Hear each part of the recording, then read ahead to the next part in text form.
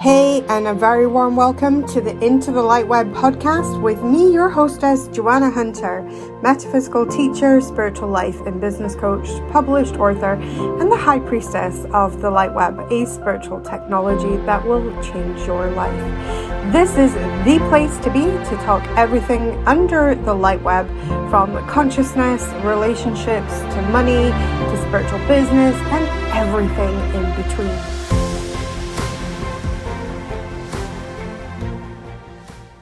Hello, it's Joanna Hunter here for another episode of Into the LightWeb podcast. And in my $1 million lab today, I have got the fabulous Gabrielle Juliano-Villani. Hello and warm welcome to the show. Come and tell people what it is that you do in the world and a little bit about yourself.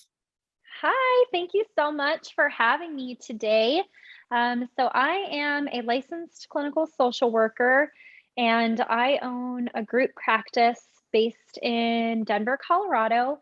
And we do a lot of different things. We started by doing in-home counseling with seniors and people with disabilities. And of course, the pandemic changed that a little bit. So we had to pivot, as people like to say. So now we have expanded. We still do some home sessions, but we mostly do telehealth with all different kinds of folks. So not just the elderly anymore, but we work a lot with people who have chronic health conditions, grief and loss issues, caregiver stress, trauma.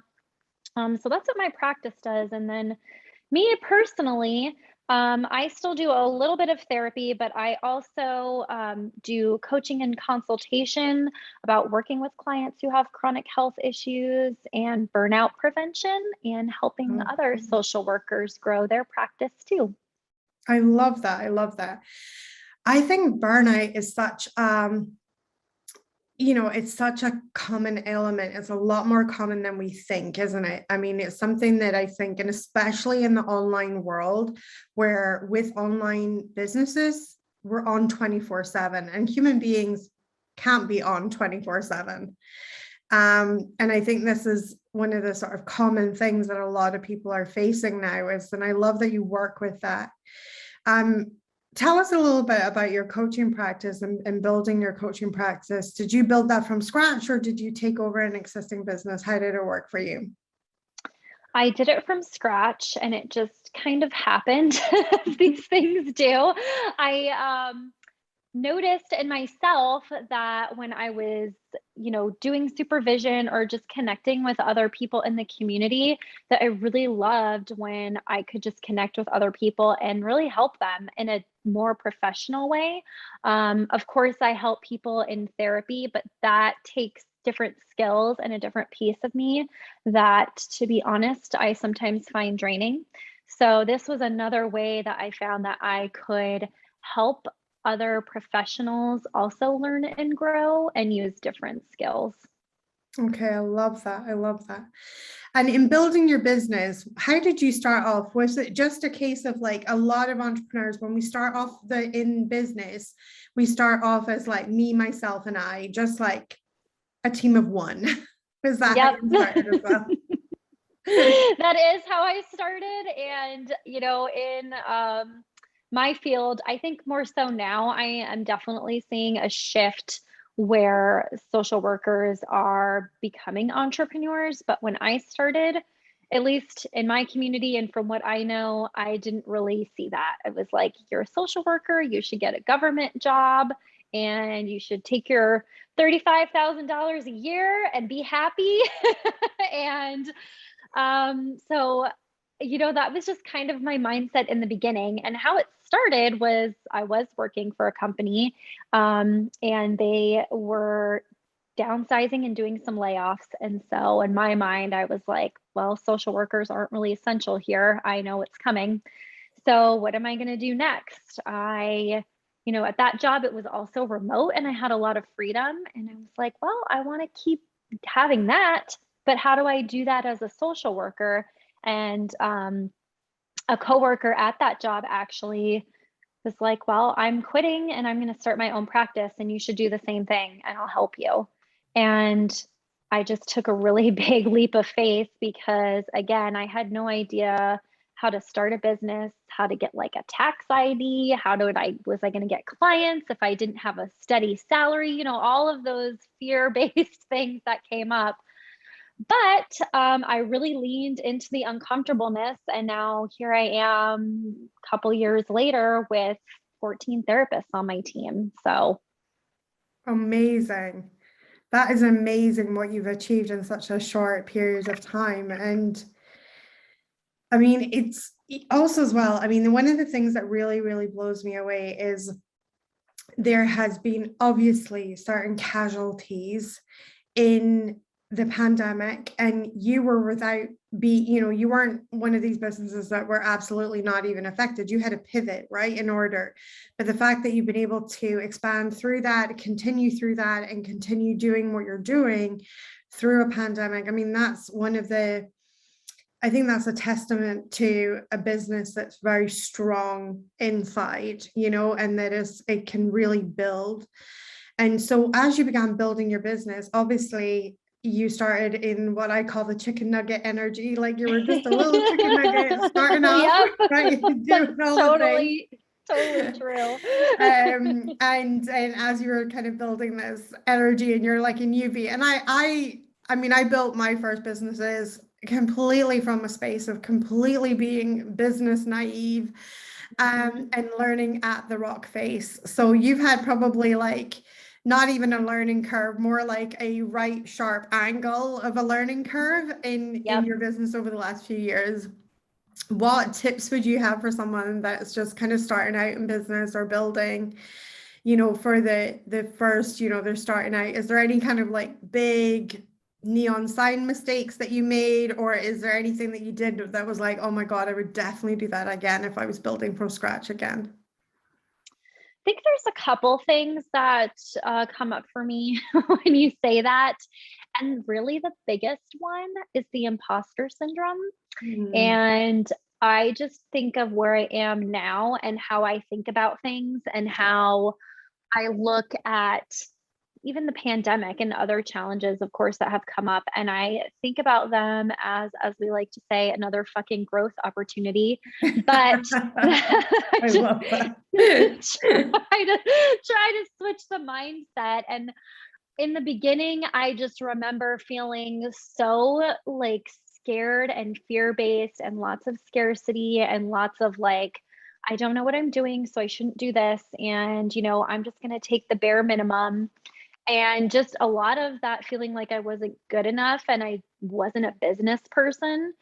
So I didn't really belong in that space. And now I have totally just switched my mindset to being more of an entrepreneur and thinking things from a business perspective, and also believing in myself and believing in what I can do. So as we all have, if you are a business owner, like there is a lot of unknowns, there's a lot of uncomfortableness.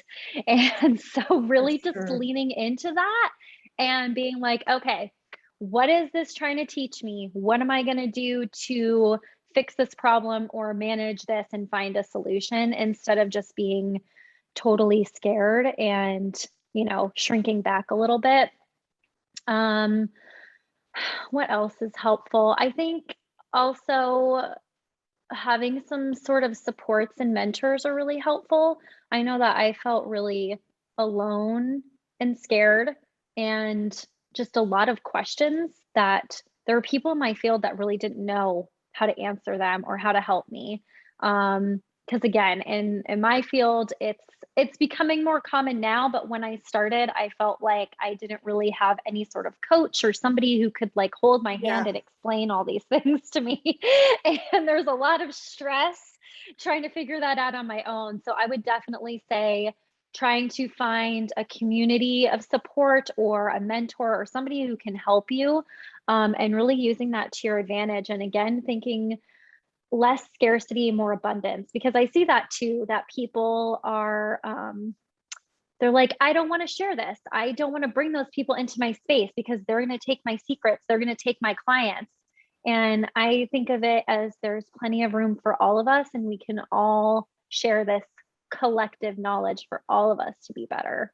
I love that. And that is definitely the abundance mindset. But also, as well, there's another side to that abundance mindset, which is just invest already in help, right? Because Yes. this is the thing that really elevates a business that, like, it's like, I hate to kind of like really strip it down into the bare minimum of like poorer people and wealthier people, but but wealthier people will hire the help every single time, and poorer people will DIY, die hard DIY, and try and find the solution themselves. Like, they will try and do it yourself all the way through, and it wastes so much time, it wastes so much energy Yes. when the solutions could be attained much faster.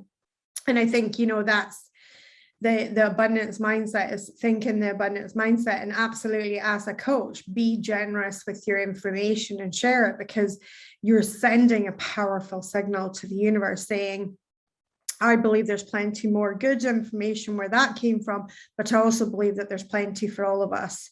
When Yes. even if other coaches have got good information, doesn't mean less clients for me. It just means more clients in the world receiving good information. I love Exactly. that. It's so And important. one of my friends who is a very successful entrepreneur and also kind of helped mentor me from the very beginning told me to work more on my business than in my business. And so I always think about that. And she was always pushing me to delegate. And so I'm all about delegating. I love to delegate to, because time really is money. And so sometimes people will come to me and they'll be like, oh, I've spent hours and hours trying to fix this thing and work on it. And I'm like, well, we could have fixed this in like 30 minutes in a little mini session. And then you wouldn't have wasted all this unpaid time that you just wasted away, where you really could have been doing so many more other things to market yourself or whatever you want to do. So, yes, I totally believe in that too. Thank you for saying that. I love that. I love that. And that's so true. Like, how quickly is it? And sometimes we're just too close to the issue. We're just so Yeah. close to the issue. We couldn't even see the wood for the trees if we tried, and we're so close in there. And I think that is where a second set of eyes, another ear listening, whatever, can just alleviate and clear something that somebody's maybe been struggling with for days so Yep. much quicker. So in growing your business, it sounds like you've had major, rapid growth in your business. It's just gone like, Yes. what was that like? Because I know, like, we talk in the community, especially in the $1 Million community, we have a 20-step plan for becoming a millionaire. And so, we're talking all the time about the up leveling to the next, and things like the upper limit problem, when like crap just starts going wrong in your life, kind of testing you to the max.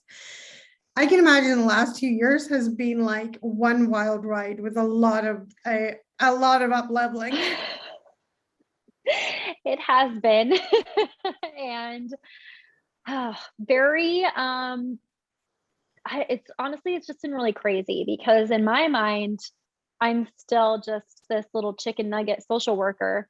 And it feels very surreal to me when I have people who really admire me and they want to talk to me and they want to have my advice. I'm like, you do? And they're like, you're so successful. And it's still in my head, I'm like, am I? So again, imposter syndrome. So yeah, it happened very quickly. Again, with the pandemic, that was terrifying. I thought that everything I had built was just going to totally crumble. I didn't know what to do. I was really scared in those moments, but again, another fucking growth opportunity. And I just happened to be on vacation when the pandemic was announced. So I, got on a plane, came home, and I was like, well, shit, we are going to figure out telehealth and virtual visits, which we had never done before. So, in a day, I had to just totally figure all that stuff out. And I had a couple clinicians at that time, but, when the pandemic first hit, our referrals and our clients like totally stopped. And then I noticed it didn't really take that long, maybe a couple weeks. we started getting more calls again, and more calls and more calls and more people needing help. So I hired another person and he got full really fast. I was like, well, shit, I gotta hire somebody else. She got full really fast, and it just kind of kept on that trajectory. And really, the other thing that has been very successful for me, and I know this doesn't work for everybody, but I am very big on relationships. So I like to connect with people. Definitely SEO and having a website and all that is important too. But what really helped me grow is the relationships with people in my community and connecting with good referral sources who continue to send me clients. And even if I don't think they're going to send me clients, it doesn't really matter. I still want to have those good bridges with people because you never know, and it helps your reputation. And that has just helped me immensely. So yeah, that is super important to me, which, is really hard. I'm an introvert. And so it's very uncomfortable for me to sometimes reach out and make those connections. But again, I just got to push my limits a little bit. And so it's really helped me. But, along the way, as I've grown, making more connections with other group practice owners in my community, because there's systems and things in place that I didn't really understand or know I needed. I just recently promoted one of my clinicians to an assistant clinical director. So he kind of helps me with the day-to-day stuff, because that was really burning me out. And that was something I didn't really think I would ever need. I just thought, oh, I'll just do everything forever. And that's really not how it works. And it's hard to give up that control, but that's what needed to happen to help us be successful. And again, now that I've delegated that stuff to him, I have more time to create more connections with people, or do marketing, or take more consulting and coaching clients. I love that. And I love, one of my biggest challenges in my business has been creating my team and having a team, letting other people play in my sandbox. That has been such a difficult thing of like, no, it's all mine, and you're like, no, it is like, and then inviting other people. And for me, one of the big things for me has been relaxing on the how things are done, right? As long as they're done ethically and, there's no problems there, but being more focused on the end result. So as long as I achieve that end result that I really want to have, right, for whatever situation, doesn't really matter how my person in my business gets there, as long as it's ethical and it's all above board and everything, right? And this is the thing that that I had to really relax, because I had my way of doing it, and I was very much like a my way or a highway person. So it was like, and so having to kind of relinquish the control has been interesting, shall we put it that way? It's hard.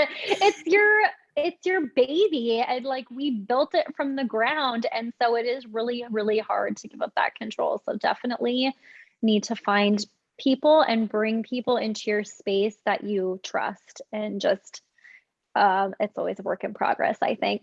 Trying to let that go. Absolutely. And I think also as well, like, it sounds like you've really attracted in really good people that you are like, that you've built in your business and that have helped build your business with you and everything like that. And I think that's such a difficult thing as well, right? Because like, every time that we do let somebody else into the playground, basically, to come in and play in the playground with us, is like, we got to take that chance. We've got to take that risk of like, is this person going to work out, and all of these things. And that can be like a real mind trip in itself. But in your rapid growth, like, I love just listening to how fast and how you just kept like, there's a lot of people that would have not stopped. They would have stopped and paused for longer. It sounded like you just moved.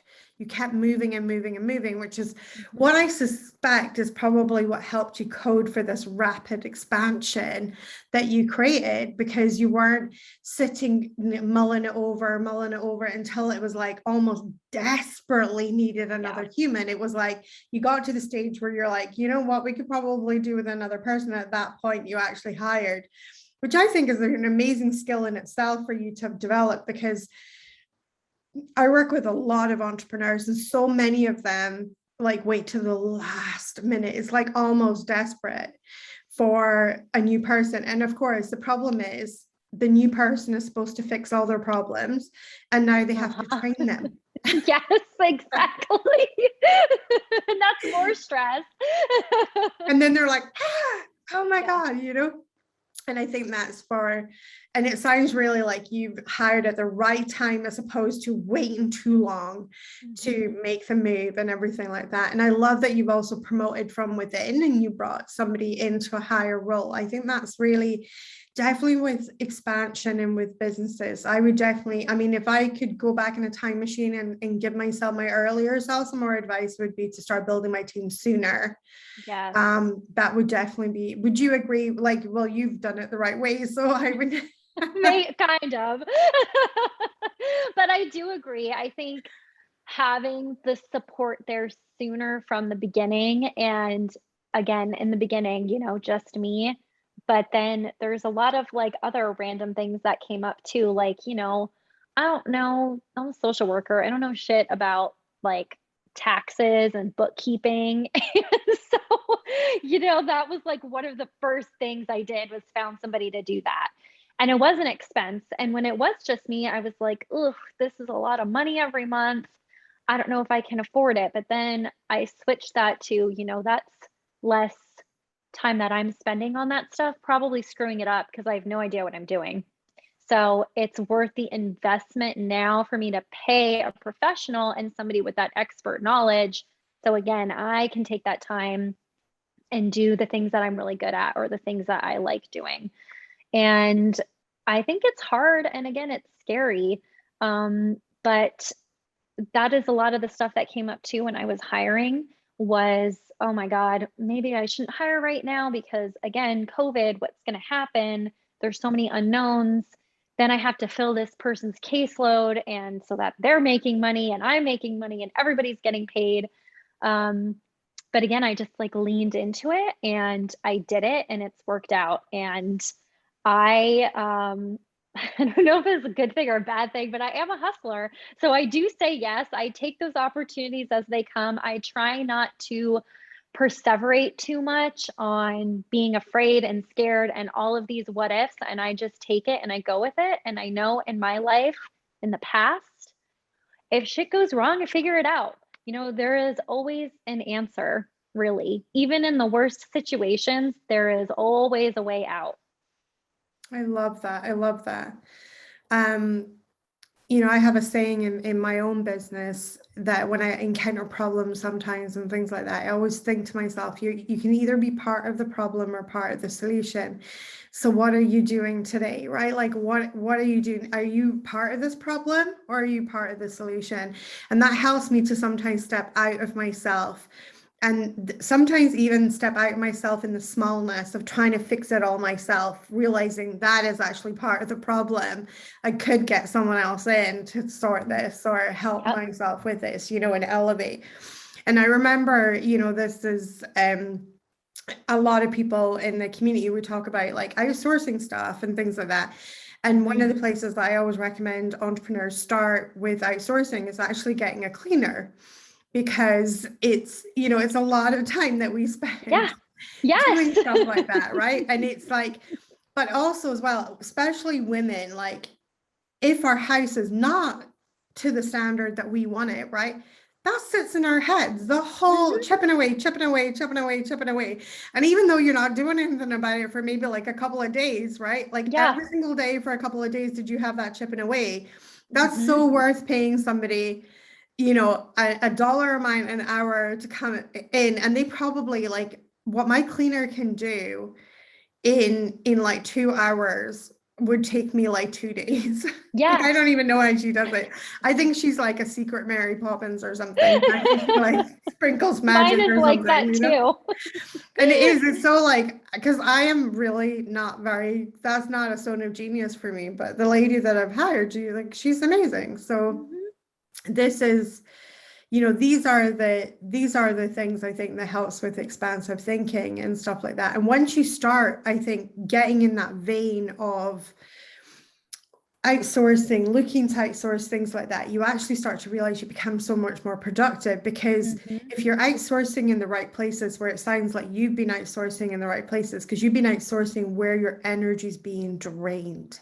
Yep, exactly. And that's where we then gain energy, right? So it's not just gaining money or gaining time, we gain energy, which I think is such a powerful and potent thing, because the less we are drained, the more energy we have for the game, basically, Yep. and going out there and doing it and building it. As you've built your business and you're building it, further and further and further and things like that. What kind of investments have you made in your, like, have you, like, it sounds like you've worked with coaches and mentors and things like that. Has that been, for me, it's been an ongoing thing, but I wondered if that's been an ongoing thing for you as well. It has been an ongoing thing. I, just have to be honest that I think you got to check your ego if you feel like you don't need outside help or perspective. Sorry to say, but No, I really, love that. it's true. Like, it's just so helpful no matter what stage you're at to always just, again, just keep leveling up. What's the next thing? What else can I do? What can I take from this person? So yes, I do it as an ongoing thing, and it's also created more opportunities. Um, like for example, somebody that I did coaching with previously, and she really helped me think about things in a different way and create more income streams into my business.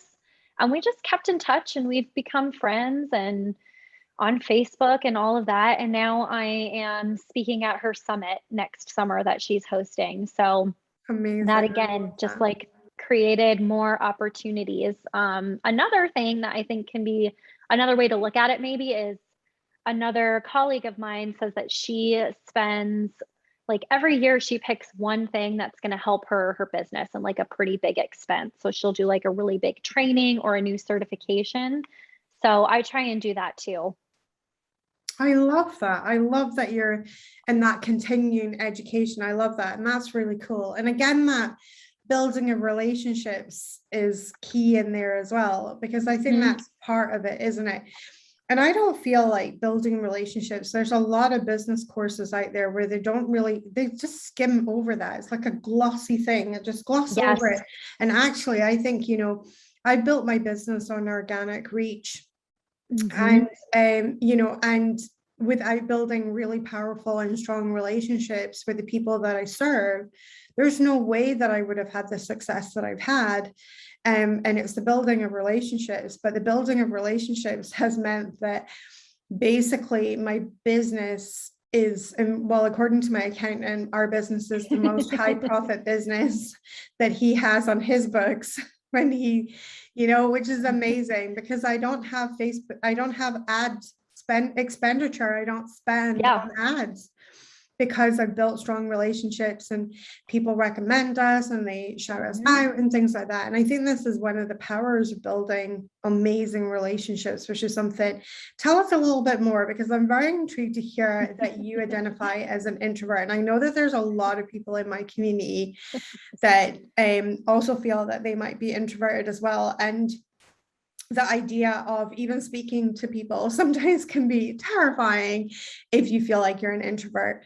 Tell us how Mhm. that's been, because you sound like you've really pushed yourself out of the comfort zone there. So let's talk about that for a bit. Yes, I have certainly pushed myself out of the comfort zone. And it started because I had to. So I'm the same way. I don't spend any money on ads. I did get a grant from Facebook last year that included an ad credit, and I just like, I probably used it so poorly because I had no idea. I was like, what am I supposed to do with this?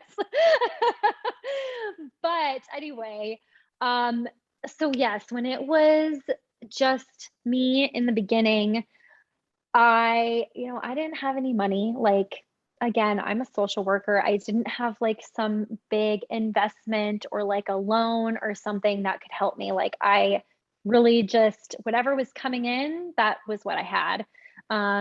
So I was like, well, shoot, I really got to get a way for me to get more clients. And how am I going to do that? What am I good at? I'm like, well, I'm just good at being resourceful and I'm creative. So I literally hit the ground running and I went into doctor's offices and I said, "Do you have a social worker here, or who does your referrals? Can I talk to them?" And I would give them a flyer and I would introduce myself. And I would just say, if you have clients who are patients who have mental health needs, I could be a really good fit for them. I take insurance. Here's what we do. I see them at home. And I did that a lot, and maybe only two really good connections came out of it. But those two people sent me tons of clients, and I still get tons of referrals from them today. So it really was just like, sink or swim. You got bills to pay. Now you're self-employed. You just got to do it and figure out what's making you uncomfortable and push through. I love that you did it the old-fashioned way. You went into you hit the pavements, because I think there's a lot of people that like to keep that computer between them and the world.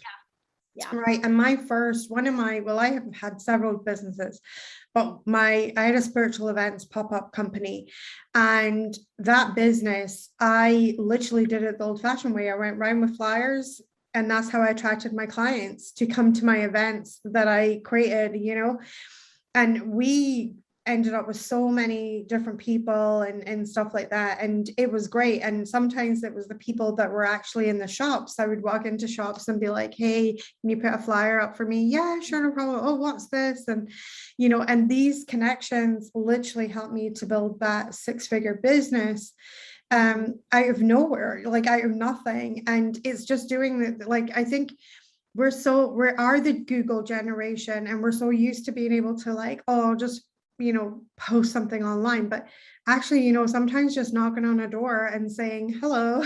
Yep, I'm here. This is me. Because what happens is that sometimes people just make that physical connection. They're like, "Oh, you know what? We do need someone." And it's like, and it is that perfect storm, right? Like, they happen to need someone and you happen to have the service, and there it just happened. But it's a numbers game, right? So you got to knock sometimes on a lot of doors to go do that. And I think even now, I work with a lot of different coaches and stuff like that. And some coaches see in-person clients, and I'm like, go to your local coffee shops, put up a flyer. Like, don't be too good for that, because you know what? Like, I've had some terrific life coaching clients when I used to see in-person life coaching clients and not do it online. I had some terrific clients just off notice boards in coffee shops, So I love that you did that.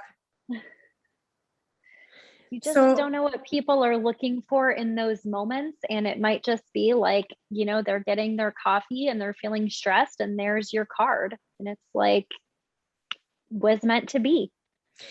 You would not believe how many people said that to me on the phone when they booked an appointment. They were like, "I was just thinking about blah, blah, blah. And then I looked up and there was your card, like an answer from the universe." And I'm like, "Oh my God." Yes. Oh, I love that. It was so lovely. Like, it was just so lovely to hear that. It was just like, oh my goodness, and doesn't that feel nice to be that person that somebody else thinks is an answer from the universe? I love that. So I'm like, yeah, more please. Yeah, always. There's always space and room for more.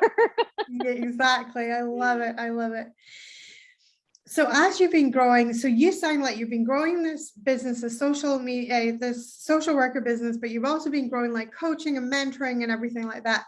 Where's that taking you, the coaching and mentoring? Where's the kind of like, you seem like you're skyrocketing with that as well. Is this something that you're really enjoying? It is. And, that kind of came as I like kind of alluded to, I guess earlier, that really came from my own burnout.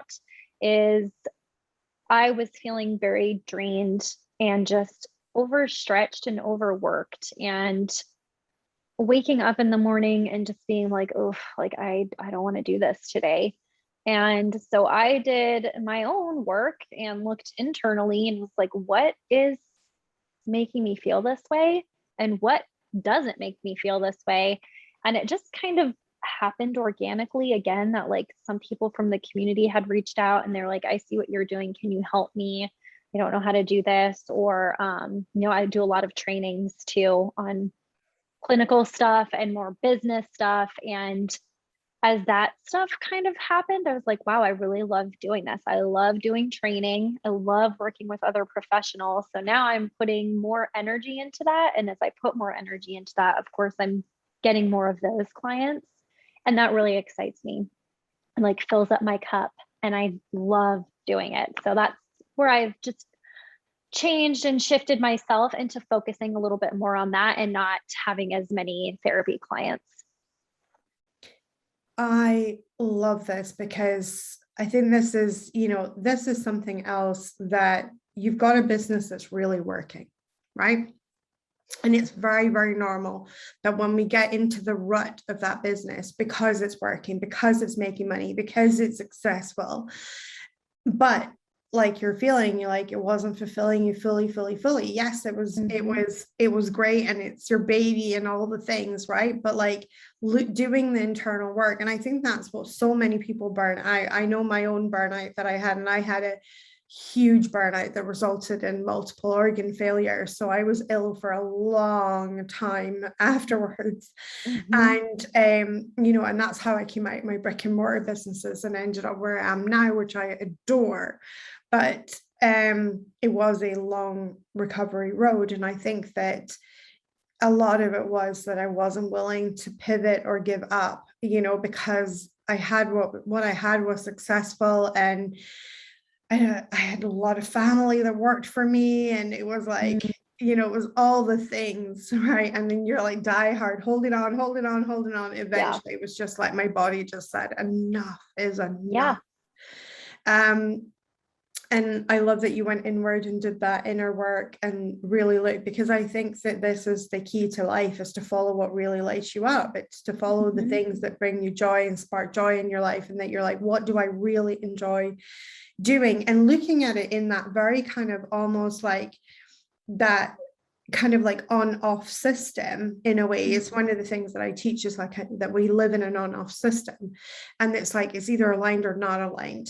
And I think a lot of people believe that there's this middle area that's like a little gray area that's like it can be kind of aligned, and it's like, no, it's either aligned or not aligned. It's not a little gray area in the middle.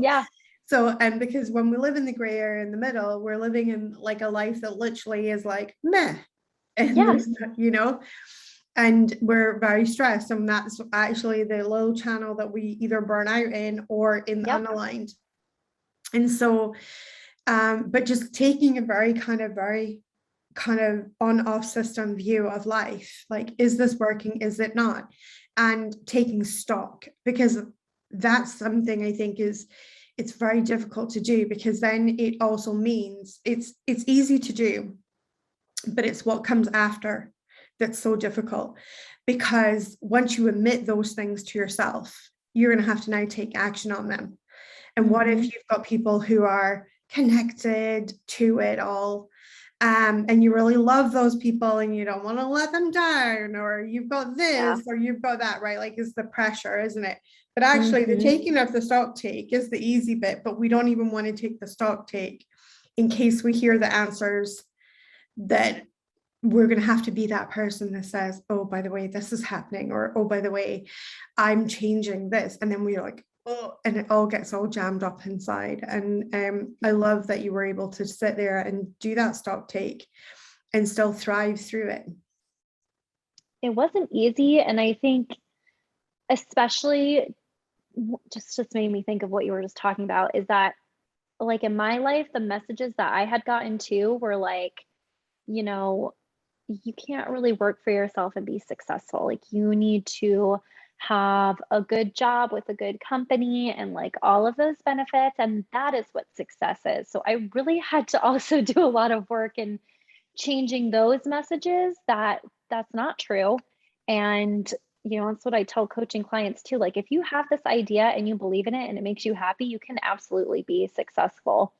So I hear what you're saying about being in that gray area, and that is what leads to burnout. And that is how specializing in people who have chronic health conditions, which I am sorry that you had to go through all of that, by the way, that is what led me to specializing in burnout, because they are so closely connected with what's happening in our 100%. nervous system. Yes. So it's huge. It's a big deal. And It's I'm a glad that big you're deal. talking about it. I love that we're having this conversation, because I think it's such a taboo conversation as well on many, because a lot of people like to talk about the gloss of running a business, and sometimes the nitty gritty is that it's unaligned and you end up burning out because it's unaligned. And what do you do when that happens? Like, I had literally zero resources for, you know, there was no action plan that I knew of that what you did. There was an action plan for if you failed in business, and there was an action plan if you were successful in business. But what if you could not do business because you were so ill? No action plan existed that I could see at the time for that. And, you know, and again, it was like, when I first burnt out, I mean, I was hospitalized. I was actually told to write my letters to my children, that I wouldn't like see them grow up and things. And it was, you know, and it was really my strong, like, stubbornness that was like, this is not how my story ends. This is not, like, I just was like, I will not allow my story to end like this. This is not how my story ends. And, you know, but even afterwards, like, even close family members, I didn't tell them how severe it was. Like, I had a lot of shame. I had a lot of guilt, because guess what? I recognized 3 days and laying in hospital for 3 days. On the third day, I had an epiphany that it was me that had put myself there. Yes. You know, that I had done it to myself. And the shame and the guilt of that was so massive and so huge. And shame and guilt thrive in the darkness. It thrives in darkness. So of course, what do? You don't tell your most shameful stuff. Like, you don't tell anyone. So I had all of that. And I think that definitely really impeded my recovery. And I love that you work with chronic illness, because that was the aftermath of my burnout, was chronic illness. And for me, chronic illness is a chronic mental pattern that you have held, that you have ignored, that you have held for so long, until it's actually manifested into a physical ailment in your body. And I call it an agent of the universe. It's an agent of the universe sent from the divine to love you back into your true vibration. And I know that sounds super woo for anybody that's not as woo, but for me, that was, and when I realized that these illnesses were not there to wreck my day and ruin my day, they were there to actually guide me. And I started to treat my illnesses as guides. My recovery started happening more and more rapidly. And although it took me years to recover, I recovered from things that, according to the medical community, no person recovers from. So, you know, I had an autoimmune hellishness. I had like chronic fatigue. I had a chronic pain syndrome. So my body was in total pain. And in dealing with my guilt, I healed my pain. And if you look at guilt, one of the things that I always think is so funny with guilt is, if you look at guilt, what do we do with guilty people? Well, we punish them. That's what society does. And I was being punished every single day that my body was in pain. I was punishing myself. And when I dealt with the guilt, my need for the pain disappeared, and my pain disappeared along with it. It was so powerful, the journey, and it led me to where I am today, which is amazing. You know, I'm so grateful for my guides that were illnesses. But I think a lot of people, we don't live in that holistic way. We're like, what pill can I take? What quick fix solution can I have? than going into the nitty-gritty of it. I had chills the whole time you were telling that story. Oh my gosh. But it's amazing. And I am glad that we're talking about it, because as a therapist, I see that a lot, where people are just, we're going to like push these uncomfortable or unwanted feelings down, and we'll think, yeah, well, if I don't deal with them, it's not a big deal. But they do manifest in other ways, and they will eventually, you will have somatic and physical symptoms. And that is your body and your nervous system telling you, like, pay attention, something is happening. Yeah, I think the nervous system is a huge thing. I mean, I had literally spent years in fight or flight. It had never gone into like the rest and recuperation cycle. My body literally didn't function there because I never allowed it to be there. It was always in this high stress. Yep. And I think so many people, and I think modern life really lends itself to that high stress. And we talk a lot in our communities about ebb and flow, like living in your own ebb and flow. Like you cannot flow 24/7. You have to ebb sometimes and come back into yourself. And especially if you're an introvert as well, I think, you know, because that is so important to recuperate. But I love that you help other people with this, because I think it's so needed in the world right now. And I feel like it's a problem that's only going to increase, because us ladies, we've been told that we can have it all, and by God, do we want it all? but we're trying to do it in a masculine paradigm. And the masculine paradigm maybe didn't nail it really great for ladies. So I think that what it is finding our way to build wealth, to normalize wealth, to build wealth, but to do it in a way that is more supportive of a more feminine system. Yes, absolutely. Because you cannot continue to thrive in fight or flight. And again, I think people don't think about it in those terms. And that's why I love talking about burnout and all of these things, because it is so important for us to nurture ourselves and to know what we need to do to get us back to being grounded and mindful and not up here all the time. You know, that happens. Of course, life happens. We ride the roller coaster, but you can't be at the top in fight or flight, in freeze constantly, because there are really serious ramifications that will come from that. And you're not thinking with your most rational, logical mind when you're up there either. No, not at all. I mean, like fight or flight literally shuts down rational thinking. Yep. And I think, you know, like it is not a clever place to be, because your brain is literally not doing you any favors in that moment. It's literally diverting all available energy to your limbs so you can either fight or flight. You know? Exactly. It's survival mode, and that is it. That's all that it's. That's it. Your own pure instinct at that point. And you know, it's not a clever place to be, you know, and it's finding that tools to manage that as well. I think that's been huge for me, is recognizing that me in a relaxed state of being is actually me at my most effective. Absolutely. And I think everybody should really do that work. And we, in like therapy, there's a whole theory about it, and we talk about just mapping our nervous system. And I think it's important for everybody to do that, to know what helps you feel your most grounded and the most joyful and the most present, because that looks different for everybody.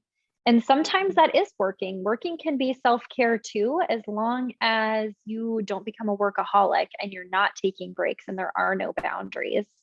So it's important, I think, to talk about that too, especially for creative people. You know, that's part of our identity is working, and that's okay. Absolutely. And I think the boundaries thing is such a powerful piece, because the excuse that I hear over and over again is, but I love what I do. But I love what I do. Yeah, but you're not designed to do it 24/7. No, like you're not. You're designed to have a little break now and again. Go out and smell the roses. You know, you're like, you can still love what you do. And that's what I think that was a big contributing factor to my own burnout, because I couldn't compute that I was feeling crappy when I was doing something that I actually loved. Like those two like didn't seem like they could have a relationship. So I was like, God, I remember I was working with a massage therapist who was amazing. She was like a holistic massage therapist. And I used to come to her, like literally wearing my shoulders as earrings like this, Uh-huh. and like through probably very clenched jaw. I was like, I'm not stressed. I love what I do. And she's like, yeah, right. Yes, because we hold that tension. I would have gone through the exact same thing. And sometimes I'll be getting a massage and she'll be like, are you thinking about work right now? I'm like, yeah. And she's like, yeah, your entire body is rigid. Did you even realize you were doing that? I'm like, sure didn't. Need to pay more attention.